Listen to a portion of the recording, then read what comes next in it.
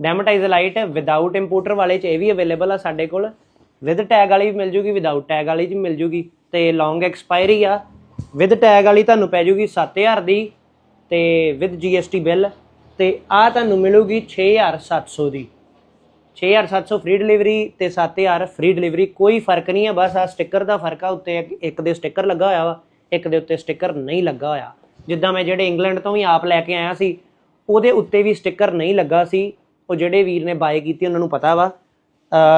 ਜਿਨ੍ਹਾਂ ਉੱਤੇ ਜਿਹੜੇ ਕਿ ਅਮਰੀਕਾ ਤੋਂ ਜਾਂ ਇੰਗਲੈਂਡ ਤੋਂ ਆਉਂਦੇ ਆ ਜਾਂ ਦੁਬਈ ਤੋਂ ਆਉਂਦੇ ਆ ਉਹਨਾਂ ਦੇ ਉੱਤੇ ਟੈਗ ਨਹੀਂ ਲੱਗਾ ਹੁੰਦਾ।